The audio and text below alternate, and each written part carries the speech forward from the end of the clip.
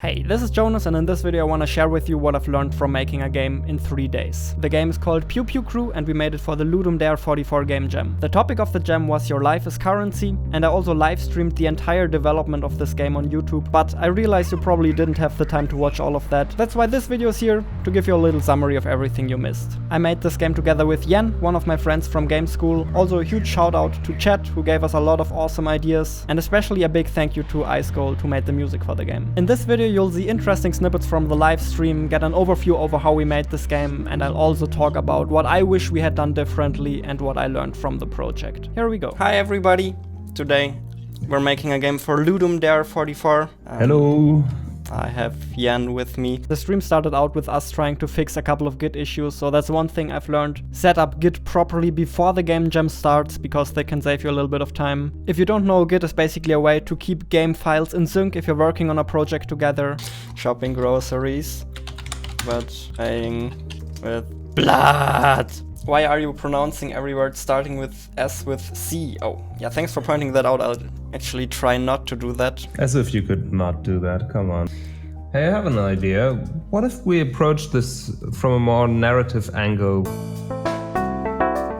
Let's explore that multiple characters idea a little further. So, you have a spaceship, and you can fire your crew members at other spaceships. I love that. Oh, and then you fired the engineer, and then you have nobody who does that anymore, and you can't fly. What I really liked about the ideation process this time is that I had somebody to bounce ideas back and forth with. I feel like that definitely helped a lot, and obviously a lot of good ideas came from chat as well. A big mistake we definitely made here is that we overscoped quite a bit. Yes, we were still able to finish the game off, but we didn't really have a lot of time for polishing and balancing in the end, which really would have helped the game a lot. So I kinda wish we would have gone for something a little simpler. How about we do a 3D game that looks like 2D? So basically it is using models. Yeah, it's using models, but it's isometric camera from top down or something like that. Next up, we spent some time fleshing out our game idea. Usually I'd say the best way to go about this is to do a lot of prototypes and iterate along the way. For a game jam, unfortunately you don't have the time for that, so we had pretty much everything already planned out before we got started. I really love that title, Pew Pew Crew. Who had that idea? Promote that. Samuel Mratz, thanks for that great suggestion. Does your spaceship have HP? Or do we not have HP at all for your spaceship? Well, that's kind of first we should probably clear up like what your goal is in this world. So here's what we came up with. The goal in Pew Pew Crew is to destroy all enemy ships, and once you've done so you will continue onwards to the next level. Instead of an HP bar, every ship has a list of crew members, and you can decide yourself which crew members you want to fire out as ammunition. When you run out of crew members, you lose. When you get hit by an enemy, you obviously lose a couple of crew members as well. And now the funny thing is that you need to be a little careful which crew members you want to fire out as ammunition, because depending on which crew members you lose, your ship will get different debuffs. If you lose your technicians, then your shield will turn off eventually.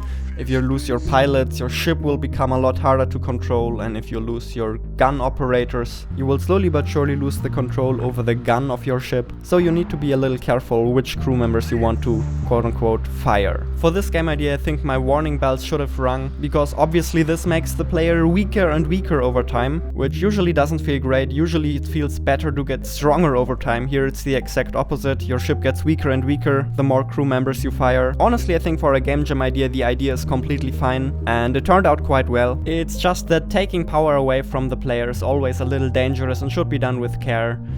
And this time I didn't do it with care, I just didn't think about it. I feel like I should also mention my last Ludum Dare game here, Overcharge, where this is essentially the case as well. The player gets weaker and weaker over the course of a match, but here it really helps to raise the tension, as you're just trying to survive until the timer runs out. And another main difference is also that you lose power, not control. Ah damn, now I can't see if we're moving because the entire background is one color. That's not good. We need to add some sort of particles in the background or something that shows us we're moving. This looks reasonable. We can always see where we're going. There's still a lot of space on the screen. I think this is good for now. By the way, are we are probably, right? We're rotating the player spaceship itself. Is that right? Yeah. Okay. We have to rotate the gun independently from it. I have it. I don't have it. You don't have it in the scene? A manager's object? I have it. I'm just too stupid to see it. Okay.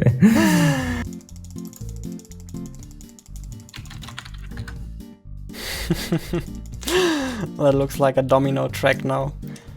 Okay, yeah, maybe we need to fix that a little bit. Maybe if you press to the right, the spaceship should just automatically rotate towards the right. Yeah, it would feel a little more intuitive, I guess.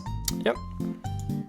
Isn't there 5 p.m? Yes, that's right, it's 5 p.m. We've been jamming for 7 hours and we feel like that's enough for one day. Like, we don't want to overdo it, so we'll just let it be for today and do another 7-8 hours tomorrow. That was day 1 complete, and at this point we honestly both thought we wouldn't be able to finish this game off. There was still so much missing. Enemies were missing, enemy AI was missing. A lot of the player feedback, a lot of the polish, the sound effects, the voice lines. The tutorial was missing, the level design was missing, and basically all we've accomplished so far is a player that can fly around a little bit. So what I've learned from that is, and it's not like I haven't learned that before, but I had to learn it again, do not overscope. If you think you're in scope, you're not in scope. If you think you're way under scope, then you're in scope. You might wonder, what are you talking about? The end result looks just fine. But I have to say it was a lot more stress than it really had to be. Plus, this game could have really used some additional time for balancing and polishing, because that is usually what differentiates good games from excellent ones. Okay, now we need to make sure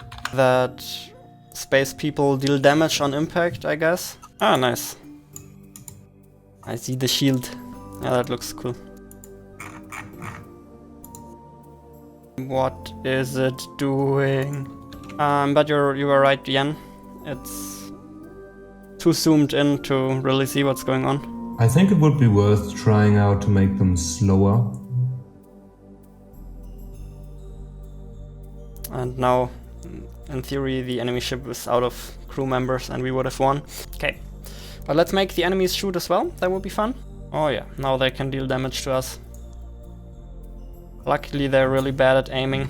If you just stand still, they rarely hit us. I think the projectile persons should have a different impact damage if it's a player or an enemy projectile. What do you think? Yeah, I feel player projectiles should have a lot more bang. Yeah, I just increased them significantly. So there's a bunch of balancing fixes to the whole shooting doesn't make sense thing. One negative side effect of not having the gun operators now is obviously that the shield gets quite janky as well. Should we take that as a synergy effect, or should we do with that? We'll just start over. Pew pew pew! Yeah, see, that's what I meant. That makes it a lot better.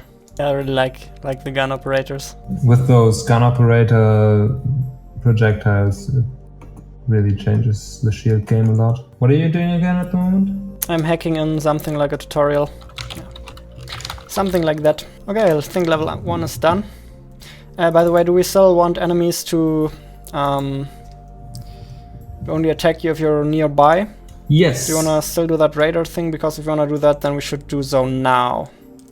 Yep. Also, my concentration is dropping to very dangerously low levels where I feel like I'm almost getting nothing done anymore, so I'll just end the stream. You should just take a break and take a break. Whatever. Yeah.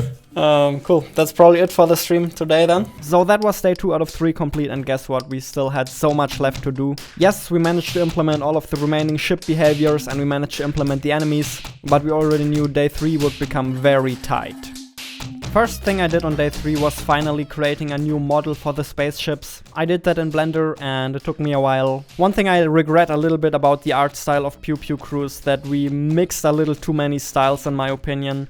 The background has a different style, the ships in the foreground have a different style, and then these planets that are placed as decoration have a different style altogether. Surprisingly, we still managed to make it come together quite well, but that would definitely have been easier if we just had gone for one style and not for a crazy mixture out of 3 styles. But hey, maybe that's also what makes it look unique and interesting. I'm not saying you are not allowed to mix styles, I'm just saying might have been easier to make something that looks good if we had just gone for one style instead of 3. The ship is so bulky and the cannon is so slim. Yeah, that is because if I make the cannon more bulky, then you can't see the ship anymore. After that, it was finally time to make some levels, to finally create some content for the game. And I have to say, I'm kind of surprised by how much we managed to get out of just one enemy type. I mean, we have just one kind of enemy, but by varying the ammunition types the enemy has available, by varying the amount of crew members enemies have, by varying the enemy size and movement speed, we managed to create a lot of variety for the player. And I feel like that is definitely a very important thing for level design, that you really feel like levels are very unique and different from one another and present you with different kinds of challenges, so you can kind of explore the game system in different ways and are encouraged to try different strategies. So yeah, I'm surprised we managed to pull that off with just one enemy. And I feel like that has a lot to do with the fact that we managed to make ammunition types / crew members feel very different from one another. This way enemies also feel quite different from one another if they use different ammunition types. Not to forget that you can also vary the amount of enemies and the level layout to make levels feel more unique. So that's another thing I've learned. If you have the correct game system and if you're smart about it, you can stretch your content quite a lot. And it still stays interesting. Lots of explosions. Ah, Jan, hello. Hello. Hello. Hey. How you doing? How's it going? Everybody's yelling at me that I should do something. Maybe that's also just due to the glowing. The better feedback would be because of the post-processing and also the damage numbers, I guess. Also add a bit of nicer feedback now. Took us quite a while to implement some decent sound effects into the game, and after that live chat helped us out to come up with some cool voice lines for the crew members you fire out into space. I guess I'm fired. Good job, chat. Proud of you. Okay, I'm gonna go eat something now. There are actually multiple options. We could do it with the super double stream where I stream to you on Discord. Oh god. And people can watch me making space materials. Feel like the Space Nebula could be moved a bit over here. And then if you go over here, it's more of this green stuff where the sky chills out. Cool. So Jan added in these space nebulas and planets, which visually speaking helped the game out so much. That should give you an idea of what a little bit of extra polishing time at the end can do for you. And I really wish we would have had more time for stuff like that. Why?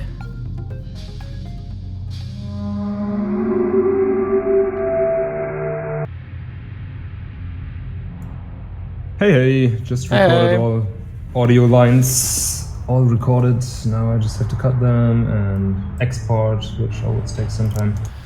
Why is the sun not rotating? That is awesome. After a 12-hour live stream, we managed to upload everything pretty much last second. But we got it done. Link to the game and to all of the live streams are in the description. I think the game actually turned out quite well. You can subscribe if you want to see more game development content like this. Bye bye and see you next time.